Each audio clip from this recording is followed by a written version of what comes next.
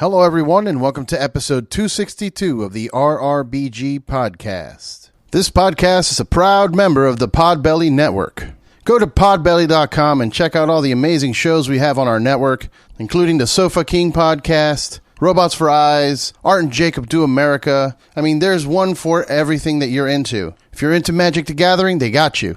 If you're into the occult, they got you. You're into serial killers, they got you. Everything. Go to podbelly.com, check out the list, and support the network.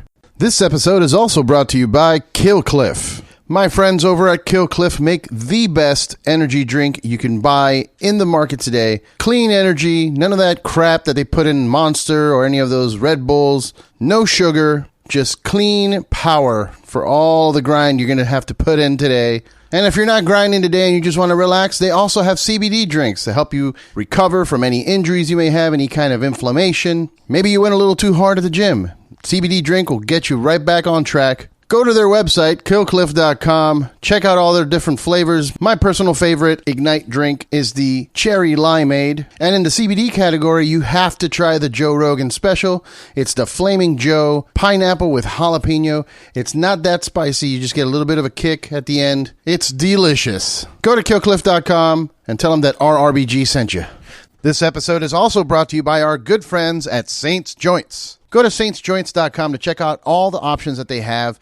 They have these amazing packages with pre-roll joints, which will have pre-rolls from either side of the strain spectrum, either indica or sativa, and they even have multi-strain collections. Pick up one of their amazing Book of Saints. They currently have 2 volumes, volume 2 being a special Halloween edition.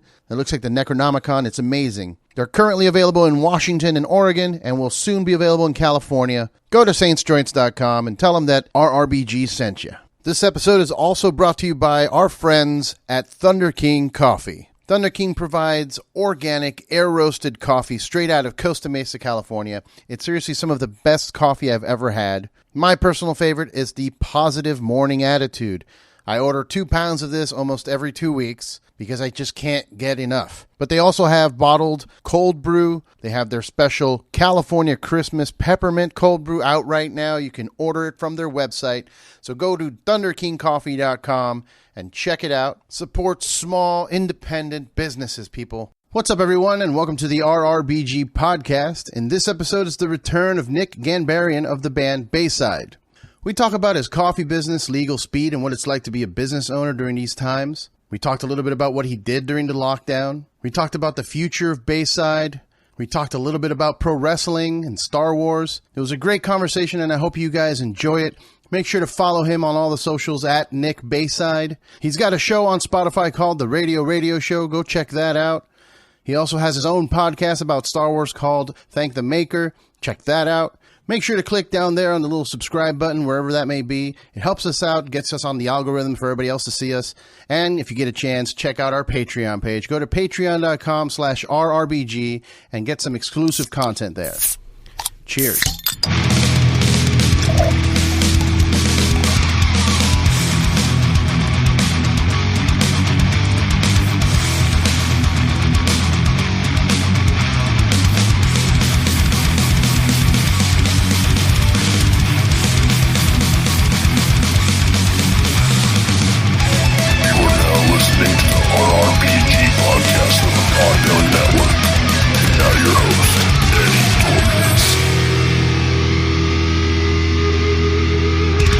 That's cool. I've had people just not, like, no show and then, like, disappear, like ghost. Like, no. Really, dude? You could just say, hey, I can't make it. Yeah. No, I just tried to, honestly, what I tried to do is I tried to do it all. Everything needed to line up perfectly, but then, of course, it's California, so there's traffic on at 12:30 on a...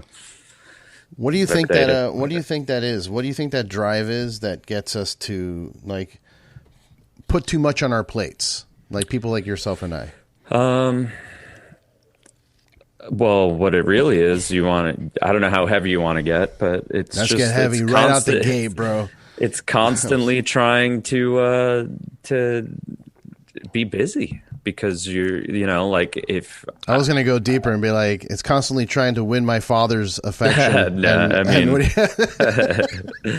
Why won't you notice Thankfully, I have parental affection, even though they're on the East Coast. But no, I mean, I'm my own boss, and I've been my own boss, and I don't ever want to have another boss, and that makes me have about 4 or 5 jobs, and I tried to get some stuff, some legal speed orders out this morning that were kind of timely, and it's I plan like a musician who has a tour manager, which means when I'm home, I try to be my own tour manager, and stuff just doesn't line up sometimes. I really thought I was going to be fine, and I would have probably gotten in front of this computer at like 11:58. That's how close. I had like 2 minutes of wiggle room, and I was about 50 minutes late because there was traffic. So traffic in LA is an endeavor. I'm not looking forward to. Currently, my day job is work from home, but they're talking about the eventual return to office.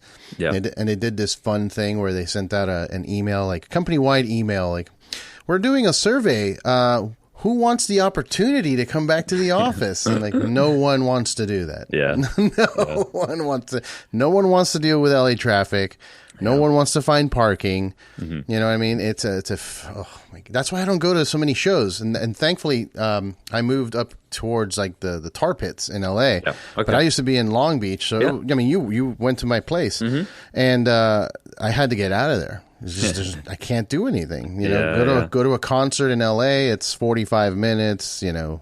I mean, I'm further. I mean, it's just weird how and we don't need to talk about traffic, but it's just weird how like I live in Orange, and I go to a lot of shows, and a lot of them are up in LA or Hollywood, and I just deal with it. It's been real strange since I've been home. Most of the shows I've gone to have not been in Orange County, so if I want to go see Wolf Alice 2 nights in a row, I go see Wolf Alice 2 nights in a row in downtown LA. I mean, I can't be picky, especially with some of these bands that are either like, not from America or whatever. It's like, I'm going to spend 90 minutes in the car, but it'll be worth it.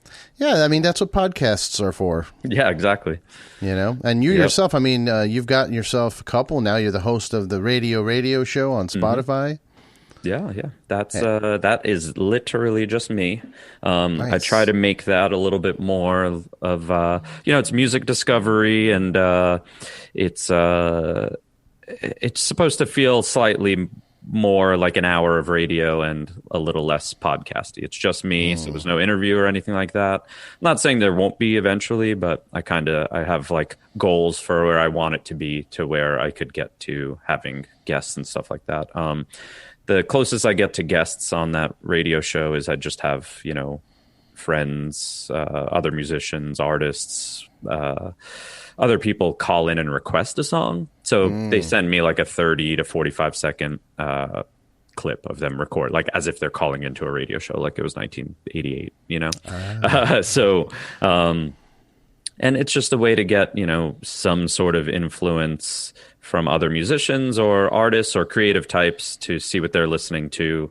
And that's, to me, I'm trying to get around the algorithm. I'm trying to put a human element into music discovery, which we all, a lot of people grew up on. So I understand that that's sort of a generational thing, but I know plenty of 35-year-olds who still listen to what they listened to 20 years ago because they don't know where to find new music. Having Spotify and Apple Music and algorithms and all this stuff, having every song ever created at your fingertips doesn't mean that you listen to. Yeah, it's a lot. It's a lot. It's overwhelming. Exactly. So playlists are cool, and I've really started to understand how people listen to music now with streaming, and people listen to radio stations based off of an artist they like or playlists. So I'm more in that field with the radio show than I am with podcasting. It's more of a human element playlist. curated playlist. It's important, and there's so much music that's lost that if we had this technology, say 10 years before we got it, like we could have salvaged. There's so many. I have old CDs that never have been like reproduced. You can't find them anywhere. Old like industrial bands too that I found from New Jersey. I'm just like, what the hell? And I tried to like put it up in the world, but it's it's one of those things. But it's tough. Yeah. There's a lot, especially like old demos of bands too. Like I'm sure you have, old demos. That would be cool if we had a space for that, Yeah, I mean, sometimes I think the other day, within the last month or two, I tried to find. I was on the first 2 cassette-only Movie Life demos. I played bass on those. Wow. And I just went to YouTube to listen to them. That was the easiest thing I could do. Someone found them and up there ripped them. Yeah, exactly. So YouTube's good for that. Yeah, thankfully, there's a lot of people online and a lot of people with a lot of time. You know what's kind of a lost art now that I remember growing up with was on YouTube. There'd be like I forget what they have a name, and it's like 3 letters, but it's videos that people put together to songs. They're like music videos, but collecting clips from like animes or video games. I forget what they call that. Do you know? Do you remember that? OAVs or something. It had something like that, but I remember just that was a thing for a while. Like people had songs and then they would just make their own music videos, and that's kind of gone away. Yeah, I think it might get a little weird. Not that it doesn't affect YouTube. I think that licensing has made things pretty hard, and I think now that there are digital algorithmic ways to basically run a program or whatever. I'm not going to pretend I don't know how this works, but if I uploaded something, it could get flagged without a human ever even saying that this is copyright infringement. So I'm sure that has some sort of effect on that, because if you're putting anime to a song, that's like double copyright infringement. Yeah, right. This is my creation. No, it's not. It's 2 other creations. It's funny. It's happened to me with this show, even like having a guest on and then playing their music and then getting flagged. Like, come on. He's right here. Well, that was the trick with I finally started the radio show, and it's exclusively on Spotify because they bought Anchor. So Anchor, obviously, for anyone out there, is probably familiar in the podcast world. That's a big podcast creation tool. So Spotify bought Anchor in hopes to boost their podcasting platform, and you're able to stream music legally, because technically, in the middle of your podcast, you're streaming music from Spotify. So gotcha. It's all in one umbrella. Yep, exactly. Ooh, I mean, that's cool, I guess. Yeah. That's a cool thing. I'm not going to say there is an email somewhere from years ago where I was speaking to our radio person at Hopeless Records, our record label, and I sent them that idea years ago. Oh. So I mean, there's an email. I have proof. Bro. I have proof where I said, what if I uploaded my own audio and then made a playlist where I streamed songs straight from Spotify? And they were like, I don't know that I don't think you could upload your own audio to Spotify. I was like, be cool if I could. Be cool if you could. I mean, that's why I don't use Spotify, and no offense, I use Google, because for years I had Google Music. Yep. And I would upload all of my stuff to that because it would let you stream it with no commercials. Yeah, that's great. And I have all my old band demos and like my friends' local bands from Miami and stuff all in there. And I could stream it whenever. And so since that, and then they turned into YouTube Music, but it transferred all my music up to the YouTube Music too. So that's why I just stuck with them. I know everybody uses Spotify though. I see it on their Facebook feeds with their Wrapped 2021 Wrapped. It's like I want to say their reach is it's definitely over 50% of streaming music, but I think it's like less than 65%. So the rest is all made up by Apple Music and Google or YouTube Music, Pandora, stuff like that. Yeah, I mean, you can upload your music to Spotify. You just got to pay CD Baby. Yeah, exactly. That's the trick. So you're also, if I believe, you're hosting or co-hosting the Thank the Maker pod. Yeah. That is Star Wars podcast with I co-host alongside Ryan, the singer of Yellow Card, and Adam, the bass player of Story of the Year. So that was started before the pandemic, like very early 2020. And they started without me. I was just a guest on one of the earlier episodes, and then they just asked me to be a co-host. So I started around April 2020, I want to say, and that's been fun. It's been great. I mean, I'm going to talk about Star Wars and nerd out about Star Wars regardless. I might as well do it and make a podcast. How are you feeling about it, the state of Star Wars right now? I mean, I enjoy all the content. I wish there was more. I mean, it's really hard to...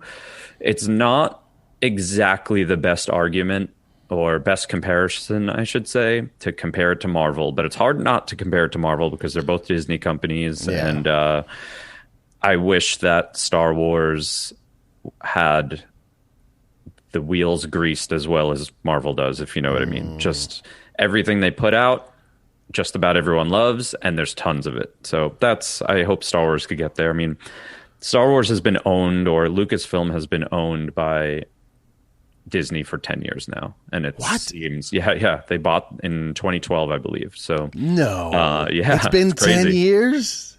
Coming up on it. So God damn it, man. So I just turned 40 and it's over. We're done.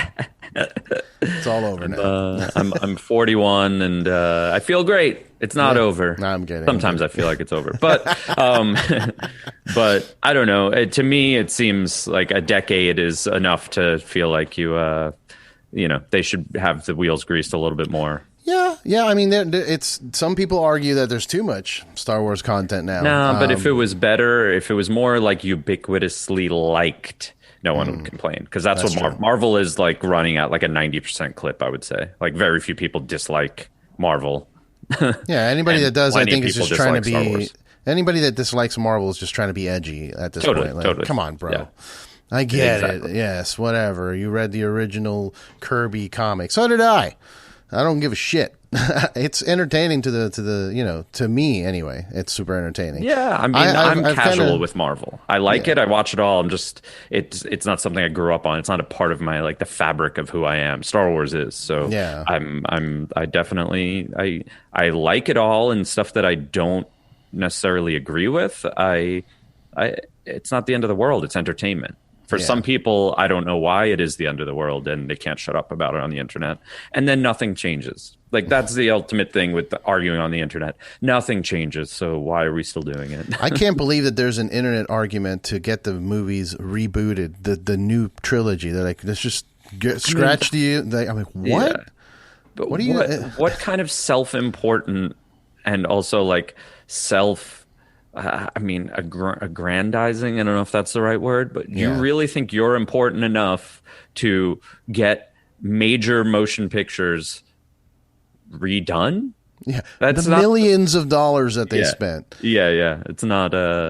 Carrie Fisher died. Can't do it anymore. Can't do it. Can't do it. It's ridiculous. I'm one of those people. I enjoyed The Force Awakens quite a bit. And I enjoyed the last one, Return of the Rise of Skywalker. Rise of Skywalker. Mm-hmm. I did not like the one in the middle. Well, I forget what it's called now, too. The Last Jedi. The Last Jedi. I didn't really like it too much. Mm-hmm. It wasn't bad. Like, it wasn't offensive. I just didn't really care. Yeah. I watched it. I was like, hey, this is pretty to look at. Yeah. I felt like it felt out of place. It felt like the thing that they did after with the Visions, where they have the different directors do different animes or whatever. Mm-hmm. Like, it looked like they did a different director's view of what Star Wars should be, and that's fine. Yeah, that just goes back to my greased wheel comment. There needed to be. It would have, in retrospect. It's too late now. I'm not going to complain about it. In retrospect, it would have been good to have same writers, directors do an entire trilogy. And for some reason, it was like a baton passing. And I think Rian Johnson clearly is an excellent writer and director. He's the one who did The Last Jedi. He also did Knives Out, which is one of the best movies I've seen in years. I really like Knives Out. So he's certainly capable, and he's certainly he wanted to expand what Star Wars was, and I think that people weren't ready, because Force Awakens to me was a soft reboot, and it was a lot of familiarity, and people liked it, and any detractors said it was too similar. So I think he went visually, it looked like Star Wars, but thematically he tried to grow Star Wars, and there was a backlash because people aren't ready to grow and face their own fears and face their own inadequacies. And that's kind of what the character of Luke was in that. It was an old grumpy man. And guess what? Everyone who didn't like The Last Jedi, they're old grumpy men. Yeah. I'm an old grumpy man. No, I mean, I am too, but it's just something that, I'm not gonna lie, I had a straight up panic attack after I saw The Last Jedi, because it wasn't what I wanted. But I calmed down and I went and watched it for what it was, because ultimately I'm a fan of Star Wars. I'm not apologetic about it, but I mean, you got Jar Jar on your table there behind you. I'm not. That's my biggest gripe with the whole thing.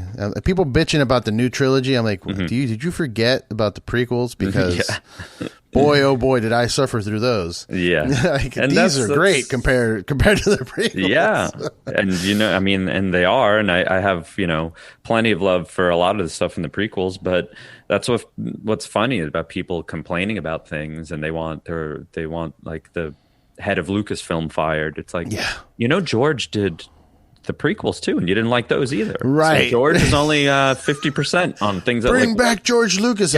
For what? More Jar Jar? What are you talking about? And what's funny in the last year or two is his ideas for the sequels came out, and it was bonkers. It was truly bonkers. Like his average easily would have went down to 33%, because it would have, story-wise, people would have been like, what is this? Can you please bring Luke Skywalker back?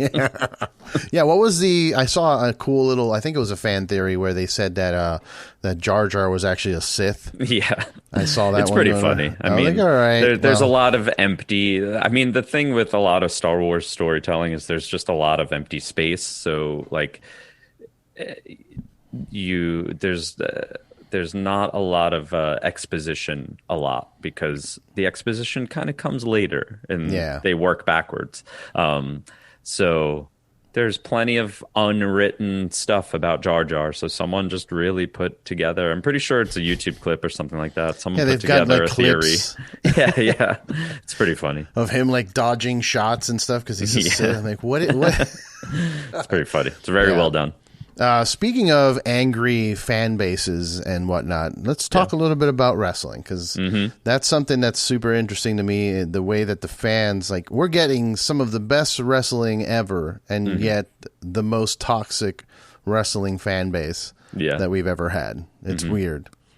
It's bizarre, but it's really, to me, it's a societal thing. There's nothing. There's very few things that don't have an equally toxic like adversary to people who like it, and it's very societal, and it's all only gotten turned up because of like the world and politics in the last 6 or 7 years. But that's what it is. People are just comfortable being the opposite now, because the opposite is almost 50% of, there's a community of adversaries now, and they have a platform and they're vocal. Exactly. So that's the overall like issue, if you want to call it an issue, is that there's camaraderie in the other side now. So welcome to the world. But it's unfortunate, man. It's unfortunate because it's just, I don't know. It's not everything needs two sides, So when it comes to wrestling, it's like, again, it's entertainment, and it's something that's written out almost on a weekly and monthly basis. There's very few long-term plans. It's not like Vince or Khan are like sitting in the office thinking about what's going to happen in the next 2 or 3 years. It really seems like they write stuff weekly or monthly or maybe quarterly. Well, from what I hear, Mr. McMahon is making changes day of. Yeah, exactly. So which is insane. Like, how could you take here are all the scripts? Nope. Yeah. Let's do it this way. It's like, what? So with our unfettered access, which we didn't have when we were growing up, how could you take it as seriously, knowing that, you know, in a creative sense, you're watching TV because people have worked on things and written things and edited things and directed things and all this stuff for months, if not years, before you see it. And then you're watching this form of entertainment that is being changed on the fly. It's like improv, which is fine. Exactly. But also I can only watch so much improv. Yeah. You know? Yeah. Exactly. I like improv, and especially like jazz. I love jazz, but I can only go to a jazz show for like an hour, and then I got to go outside. Yeah. Like, I've had enough. Thank you.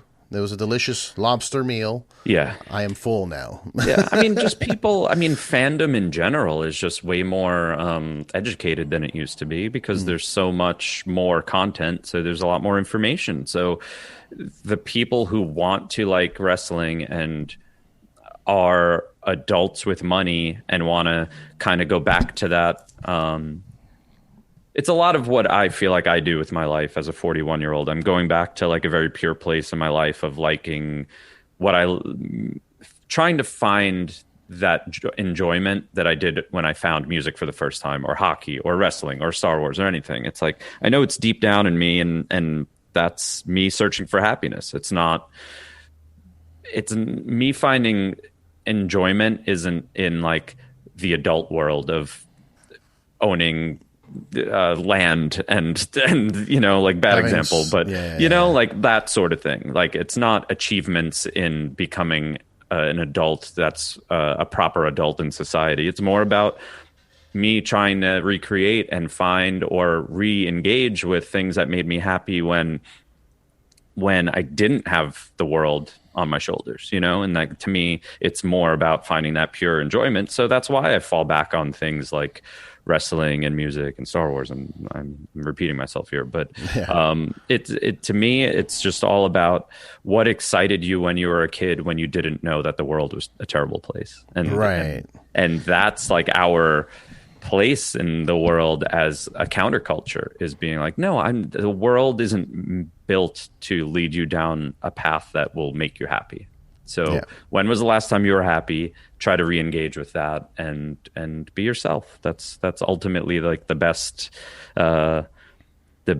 thing you could do as an adult at this point is try and be happy. It's hard. It's really hard. Absolutely. And nobody tells you this when you're growing up either. Oh, totally. That's the beauty of it, I think. When we live those lives when we were young, we're like unfettered. We can just you know, cling on to whatever we like, literally, like officially, you know, I really like the Ninja Turtles, or I like Star Wars, like, and then you just grow up and you realize as an adult, like, those things are still relevant. And look at my place. I mean, for the love of God, we've got like, it's all toys, but I think the fine line is figuring out how to make this adult-like. Totally, yeah. You know what I mean? I'm 40. Absolutely. I don't want to be a child either. I've seen those videos of people that identify as like 9-year-olds. I don't know if you've seen this on the internet. Like, a little too far. You know, a little too far. Like, Mom, give me some ice cream. Like, you're 40. Stop it. So no, I agree. It's something to struggle with, where it's like, no, these are the things that I enjoy, and it's more to me about trying to make them more acceptable and understood by other people, as opposed to me thinking that there's something wrong with them or something like that. It's more about expanding what people are comfortable with, and it's video games, collecting, cartoons, animation, like any of this stuff. I think it's starting to grow as well. I mean, the popularity of you know, Comic-Cons and all that has grown significantly. I mean, before, a convention was like a nerdy spot, you know what I mean? And it's probably going to smell bad. But now, now it's like, you know, celebrities are there. It's a thing. It's a hot spot, you know? Yeah, because it's ultimately it's ultimately a convention center full of passionate people. And what more do you want when you're in a creative field or something similar to that? Is like, you just want people, you want to be around people who are enjoying themselves, but also really love what they're there for and love what they're doing. So I think, again, that's how you win as an adult, is to stay passionate about things that you really like. And I'm sure there's people out there who are passionate about making millions and billions of dollars and flying on private jets and all that type of stuff. But Ric Flair, woo! Yeah, but we're not presented with that option, I guess. Yeah, no. Yeah, it's great, man. I to kind of lean it back into wrestling with what we were talking about right here is that. That I think that's what AEW is doing correctly, is that they're letting the wrestlers make their own stories and then letting them play it out on TV. Yeah. And it they pay a lot of homage to vintage wrestling. There's a lot of ex WWE people there now, so it's letting people enjoy wrestling again compared to what WWE is doing, where it just seems like they're trying to do new stuff all the time. Yeah. Now with NXT 2.0, it's like we're just trying to bring new people up. Yeah. And I get that. Now they're doing a whole program. I don't know if you saw Next in Line. Next in Line, yeah. I mean, I get it. Some of the diehard wrestling fans are like, oh, this is bullshit because now they're going to have, athletes that aren't wrestlers. And I'm like, yeah, but I mean, Macho Man was a baseball player. Yeah. And like there's Brock Lesnar was not a pro wrestler. Like or even like Steiner's son Braun, like they're all football college, players. Roman Bianca Belair was a CrossFit. It makes sense because not everyone at this point. There's tons of people trying to be professional athletes, but a lot of people fall short, and it doesn't mean that they have to go work in an office. There's, right. There's wrestling. There's other things that they could do while being an athlete. They don't have to be in one of the major sports to be successful. Yeah. But AEW, it's definitely, full disclosure too, like I've really only gotten back into wrestling in the last, half a year or so. And it all started with my friend Brian. He's an in-ring announcer for Major League Wrestling back east. And I was just chatting with him here and there. He's big into wrestling. And he's like, that Peacock bought the rights to WWE Network. And I'm like, oh, I have Peacock. Okay, cool. I'm going to start watching. I just started watching every Royal Rumble. And that was like from the beginning, who won the first one? Like Big John Studd or Hacksaw? I forget. Who won the actual first one. I forget. I think it was Hacksaw. It was Hacksaw Jim Duggan or Big John Studd. I don't remember. But I just started watching year to year. And then you got into like the Attitude Era, and I was just like, oh man, I remember this. And then I just started to really be like, man, I was into wrestling up until like 99, 2000. And then I was just straight up out. I don't remember weaning myself out. I just, all of a sudden there was a line in the sand when I started watching Royal Rumbles where I'm like, I don't remember any of these people. This is insane. So, my buddy Ryan, who he's been into wrestling, and we share a lot of fandoms, and that's one that I just kind of got back into because I had plenty of time to kill during the pandemic. I had no career, we couldn't tour, so I just started watching Royal Rumbles at night, and when it got up to the kind of last couple of years and the women started to have Royal Rumble, I was just really excited. There was something more exciting about it to me. And then the second I saw Bianca Belair and how awesome and cool she was, I was like, all right, I'm in. Like I'm truly like a fan of her, and it's not like an attraction thing. I think she's a badass, and I think she's a great athlete. And I was like, this is my favorite wrestler. Nice. This is how I come into modern wrestling. This is like my anchor was Bianca Belair. She's very awesome. And yeah, I just started to watch, and it to me, it's still like able to be casual about it because I know that it's, again, this thing that changes on the fly. It's it's like an acrobatic soap opera, and it's like acrobatic soap opera. I don't need to lose my mind over this sort of thing. It's entertainment. Again, it's not something that it's something I enjoyed when I was younger, something I enjoyed as like a early adult, my like late teens and early 20s. Then I fell off for a minute, like I said, and now it's just another thing to like with my friends and chat about and send each other memes and watch videos and keep up with drama, like that type of thing. Cool. Yeah, man. I mean, I'm kind of similar in the same vein. When Stone Cold retired, that's pretty much around the time I stopped watching. I missed all the big, I missed John Cena's whole thing. Yeah, same. Didn't watch any of that. I didn't watch any of The Shield or Danny O'Brien, any of that. I missed all of that. Yeah. And then I got back in with local shows, and that's what got me back in. Yeah, I just started to do a couple. Went to 2 so far. Went to the first LA fights. Nice. GCW? Yeah, and then last week I went to a PCW event. They were both in Boyle Heights. They were both at the same venue. PCW? Yeah, PCW Ultra was at. It was last. They're Thursday. not doing it in Wilmington anymore, down south. I don't know if they are. I think actually the next PCW one is in Wilmington because I had to look up where that was because I've only lived here 5 years. I don't know where everywhere in California is. I was like Wilmington. But that sounds like North Carolina to me. Yeah, exactly. So yeah, those are fun. I really appreciate going to those. Just in a vibe sense, it's like going to a show. It's like going to a punk show. Yeah, man. I had a bunch of friends back in Florida that would try to get me to watch the pay-per-views with them, and I'm like, I'm just not into it anymore. I'm good. And I would just go to hang out and get drunk and whatnot. Totally.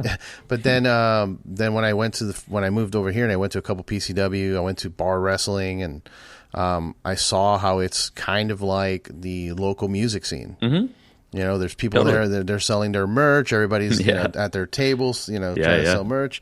Like, this is cool. I like this. It's a little punky vibe to it, especially bar wrestling where it was standing room only. The beers were $5. Mm-hmm. It was like madness, pure madness. Yeah. Now I'm waiting to go. Like, I know the ones I've went to are very, I don't know. There's not too many people there. Like, it's not like, oh my God, nobody's here, but it's not like a packed house like some of the more bigger ones back east, I want to say.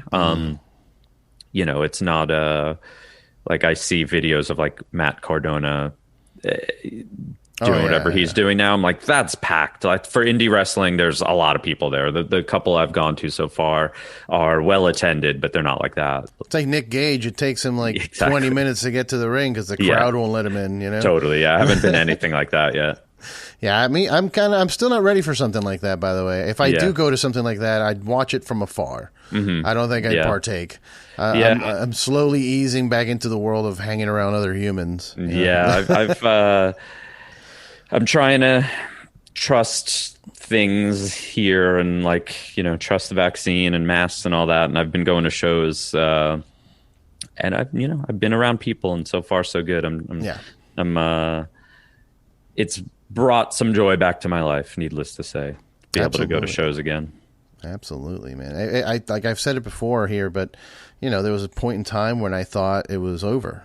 Live music. I thought we were done. Yeah. I had a teary moment here, sitting in my living room watching a live stream. Mm-hmm. I'm like, this is it from now on. Yeah. This is it. These fucking live streams. And I had like a meltdown. I'm like, I don't want this. Yeah.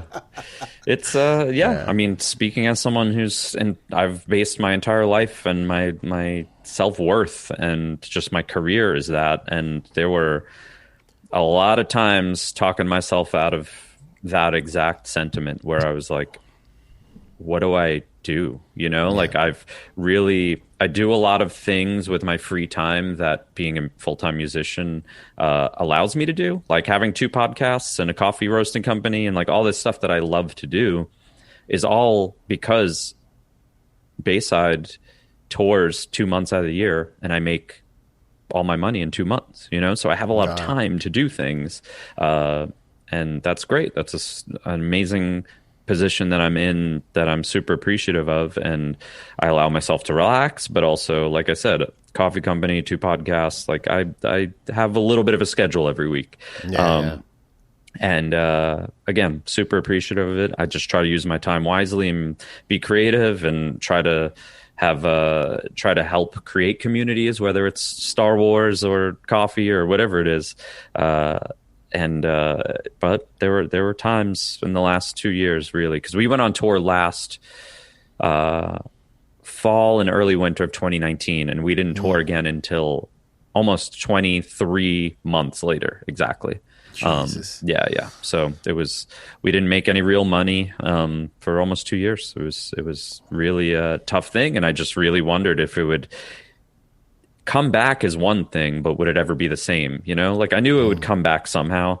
I didn't know when, which was ultimately the hardest thing, was to not really have an end date, and we still don't really, and we're seeing things kind of take a few steps backwards right now. But the hardest thing was it going to be the same? And honestly, the tour we did, some of it was the best we've ever done, and some of the best, best shows we've ever played. But as far as it being fun, it was a lot less fun every minute of the day that we weren't on stage, because there was so much protocol, there was so much safety. We were legitimately on tour with bands that we barely hung out with because we were all too scared to, if one person got sick, right, all of us couldn't get sick, that type of thing. So I was talking to Adam from Killswitch. He's saying that when they did the tour with Slipknot, they couldn't, no friends, no family, no girlfriends, nothing. Like they were just isolated into their own little bubble.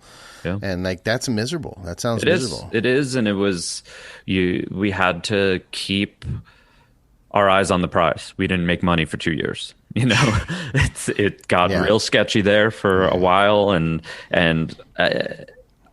there's people worse off than us. We're a very middle class, working class band, and we were having a hard time. And anyone who was less, I don't want to use the word successful, but like anyone who's less successful than us had a harder time than us, and we still had a hard time. So it's really, I don't know. If there was another lockdown, half a year or year worth of that, I would have had to fully uproot my life. Yeah, move to a cheaper state. Or just back home. 40 years old and living with my parents. I'm not, I didn't want to do that, and, figured things out accordingly to not have to do that. But another half a year or year worth of lockdown or not playing shows, I think that would have been sort of inevitable. Yeah, for sure, man. Yeah. I mean, I'm super grateful that I ended up getting a day job that I could do from home during the pandemic. Because otherwise, I mean, I was doing beer before, and so many beer reps out of work. Nobody's buying beer in restaurants. Totally. Yeah. Bars are closed. All the venues are closed. It's terrible. A lot of breweries shut down during this whole thing because they couldn't find their footing. But I'm glad to hear that you pulled it off, and you seem to do the like the podcasting and focusing on the coffee does help. Shift. Yeah. It was strange with Legal Speed. It's the most time Chris and I got to dedicate to Legal Speed because we had nothing else to do. Yeah. It was technically our best year. Like I know it'll be an outlier. I fully expect our financials to come in at the end of this year and for us to have made less money than we did in 2020 as a company, to gross less money, I should say. Because we put in full-time hours, we did more projects than we ever had. Cafes, except for the really early stages of the pandemic, like March through June or so, cafes were sort of closed then, but then they just opened back up because that's what we all had to do. We had to move on and try to get business to be as usual as possible. So the cafes we supplied were pretty much back online, and we did a lot of projects with bands. Speaking of wrestling, we did a pretty big project with Cesaro, coffee-wise, which is actually still that's still a part of our, one of the things we do with our website is legalspeed.com/Claudio's Cafe, and he has a coffee up for sale there. Nice. So that's definitely projects like that we really spent more time on last year, and it helped us really grow as a company and stay afloat financially. And then this whole year, 2021, has just been trying to feel out and figure out what the road in front of us looks like. And it's constantly changing. So it's something, I think, as long as you realize that there's no new information and new information that you get daily changes your path. And that's something we have to just constantly be on our feet about is, all right, it seems like there's a lot of stuff could be for the winter months here could start to really be weird again. And what does that mean for us? We'll figure it out. And that's all we could do.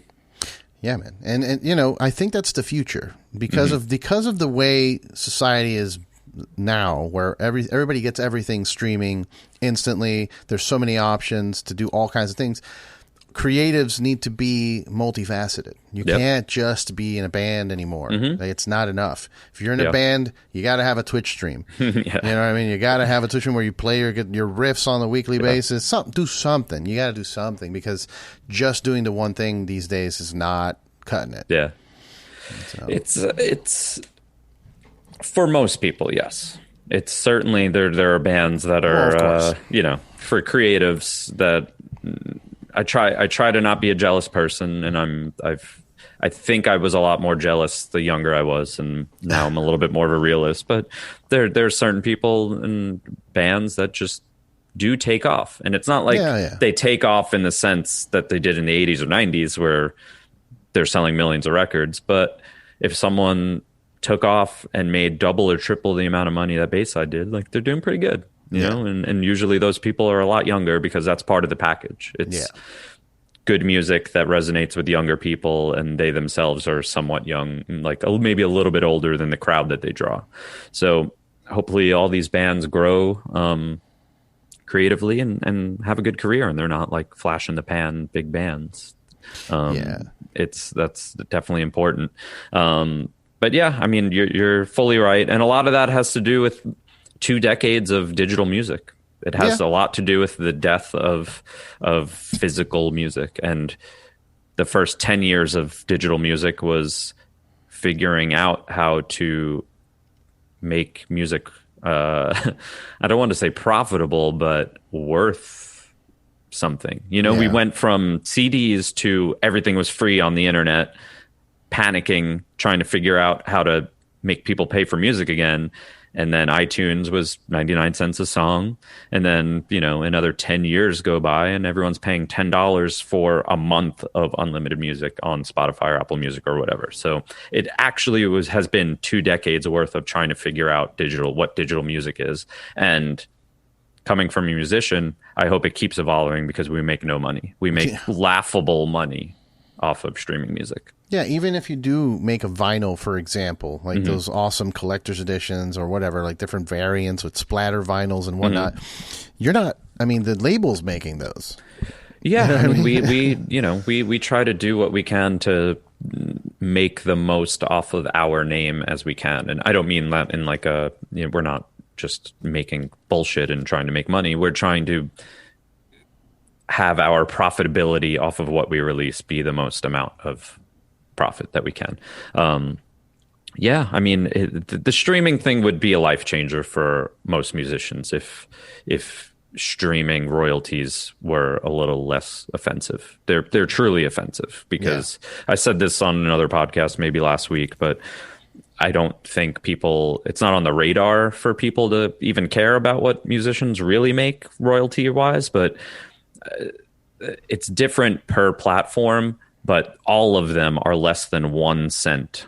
Less than 1 cent. Yeah, there's just a few zeros in front of the 1 cent. So that's offensive, but then you think that a band like mine has 4 people in it. You're splitting things. It's really, it's actually offensive, because we make music in order, the way things have changed in the last 2 decades is we make music basically for free in order to go on tour, to sell tickets, to sell merchandise. That's why we should be making music because if people like the music, we get paid for it. Right. And maybe there was some course correction here where maybe Aerosmith was making way too much money off of being a big band. Maybe there needed to be some sort of course correction, but it's like overcorrected the wrong way. Yeah, somebody should have done the budgets for the Aerosmith tours. I mean, dude, I was doing stage production. That was one of my first shows ever. Was Aerosmith and Lenny Kravitz at the one of the Miami arenas or whatever. Yeah. And fucking Aerosmith shows up with 28 18-wheelers. Yeah. Excuse me? What are you talking about? You're touring around the country with 28 18-wheelers. Like, they had a whole truck, a whole 18-wheeler trailer was just for their hangout room, which has got plants and rugs and tapestry that we have to put up. Like, somebody should have maybe, they didn't need all that. I'm sorry. You don't need to be traveling with a washer and dryer. I'm sorry. Yeah, I mean, it's pure luxury, honestly. And now you look that sort of thing. I don't know. To me, there's probably an equal amount of gigantic artists like that. They're probably not rock and roll, but there's still gigantic arena and stadium sized artists. But there's way more exponential amount of other musicians who make a living off of their music. And it might be, hey, I rent an apartment and my music pays for it. It's not I own a mansion because of music. Right. It's people getting by on their music. And like I said, I wish there was, it kind of overcorrected to the totally other way, but I hope that it keeps working towards people. There'd be way more, I guess the best way to put it, there'd be way more Bayside music if we made money on music. We would see that as more of a revenue stream if we could just write songs and make a living off of writing songs and go on tour and sell merchandise still. But if music was more profitable and brought in more money for us, there'd be more music, but that's just not the case. Yeah. I mean, in terms of record sales, because I know vinyl's been picking up, people are buying vinyl more and more. So in terms of actual record sales, like, is it worth putting out the vinyl for you guys? If we're going to put out anything physically, yes, for sure. Okay. Yeah. It's expensive, but that's you then. Does it pay for itself? I mean, you profit off of it, but it's still, it's just not. Most people will buy a T-shirt before they buy vinyl. Right. Because most people are paying for streaming platforms. So we have to, when we're on stage, we no longer say who has our new record. We say who's heard our new record. That makes sense. Then you got to turn to, like, look at machines like Slipknot. Like, I went to Knotfest. Yeah. And I heard, this is something that I heard backstage, was that there's like 120 something people in their crew. Yeah. That's insane. I believe it, yeah. But they're putting on, that's, people are like, oh my God, they're such a huge band and this machine. It's like, but look at all of the things they're doing. They're hosting their own festival. They're doing like beer stuff and beer collaborations. They're doing tequila, whiskey, whatever it is. The Slipknot whiskey, I think it is. Like, I think I have a bottle of that whiskey here somewhere. Yeah, so they're branching out. So even bands like that, that's what led to their success. I think it's that branching out, that creating a community. They have their maggots or whatever they call it.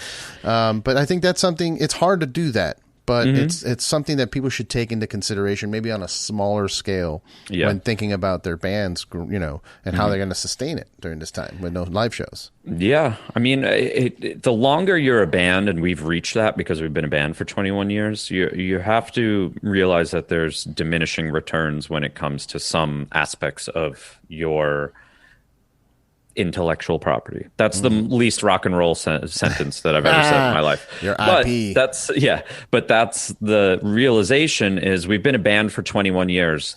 Just say a Bayside fan has been with us for 21 years and they've seen us once a year and bought a shirt every year. They have 21 Bayside shirts. That's too many Bayside shirts. But what else could we sell them? Because it's not that they don't want to support us, but we have to give them things that they would want to buy because listening, it goes back to 5 minutes ago, listening to music isn't good enough to support a band anymore. You have to engage in a plethora of other things in order to make that band sustainable. And that's why, we've done, we will do coffee with Legal Speed, or Legal Speed will do coffee for other bands.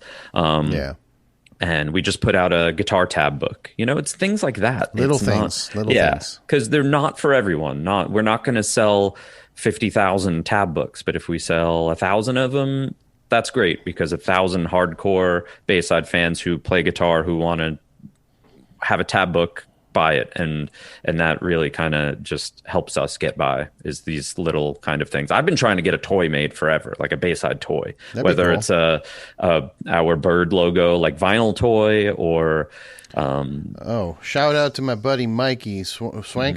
I think it's Swankstein Customs, if I'm not mistaken. It's my buddy Mike. He did a toy for me.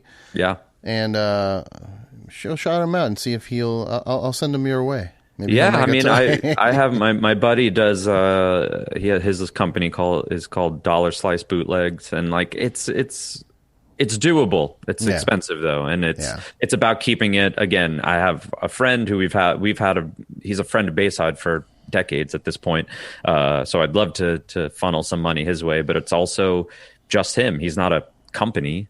Right. He's like, this will take me a couple of months to make a couple hundred of these. And it's a risk reward thing for us financially. We're like, do we pay our friend X amount of money hoping we sell a couple hundred of these? If we don't, then we're kind of out of money, like we're kind of lose money. So it's like this thing that we keep putting off because the risk is a little too high. And I mean, we'll probably go the way of like a pre-order type of thing eventually. Pre-orders work, man. Yeah, pre-orders work. It's definitely safe for all parties. It just requires patience with which, I think when it comes to online shopping, Amazon has ruined things for a lot of people, because a lot of people don't realize the next day. A lot of people don't realize the difference between Amazon and like a merch store, for instance. Oh yeah, I mean, I have records that I pre-ordered a year and a half ago that have not even been pressed. So I'm just waiting on. Like, I bought the Andrew WK his new album. I sent them an email like, hey, just making sure you still have my order. Yeah. All right. I mean, I'm not rushing you. I just. Yeah. No, I have. I bought. Speaking of toys and Star Wars, I bought the. Let's see. I think I could pull up the date. November 9th, 2020. I ordered the Razor Crest from The Mandalorian. It was a HasLab, like their own personal like pre-order Kickstarter thing. Okay. I ordered that on November 9th, 2020, and I do not have it yet.